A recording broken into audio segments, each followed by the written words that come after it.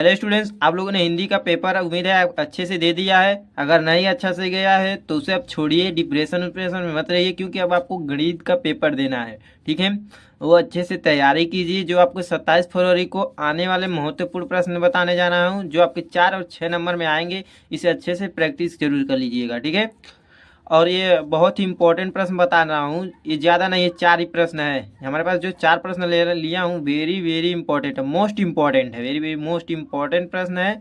इन प्रश्नों को आप जरूर से तैयार कीजिएगा। चलिए लोग, हम देखते हैं प्रश्न कौन सा है।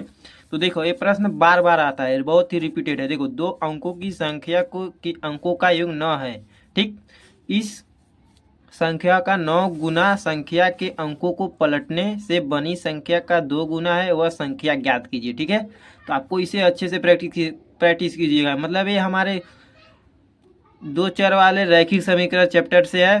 ठीक है, जो हमारा 3.2 है सिलेबस में, उसी में से है, क्योंकि बहुत इंपॉर्टेंट है। न्यू न्यू न्यू बुक की बात कर रहा हूँ, 3.2 में क्वेश्चन मिलेगा आपको। तो ये है हमारा दूसरा। तो देखो, ये भी हमारे उसी चैप्टर से मोस्ट इंपॉर्टेंट ये भी है। जो आपको यम मानना होता है, जो आपको यक्स को यम मानना रहता है, और वाई को यन मानता है। चाहे आप जो भी मान सकते हैं, ऐसी कोई बात नहीं, यम मानो चाहे ए मानो चाहे बी मानो, पर ऐसे प्रश्न जो करने रहते हैं, ऐसे प्रश्न आपको देखने को मिलेंगे, 100% बता रहा हूँ।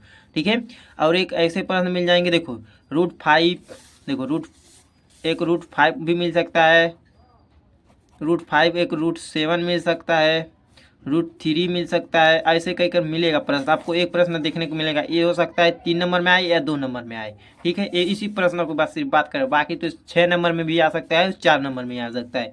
बहुत ही बड़े बड़े नंबर वाले प्रश्न ये सारे हैं। ठीक है, तो ये हमारा है, जो हमारा सांख्यिकी चैप्टर से मोस्ट इंपॉर्टेंट प्रश्न है ये भी।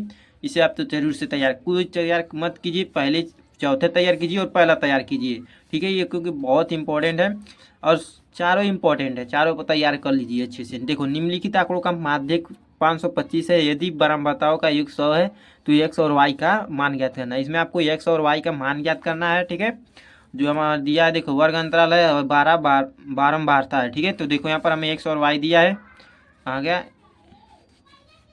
हाँ, एक्स और वाई, एक्स यहाँ है और वाई यहाँ है। ये हमारे यहाँ 4 प्रश्न है।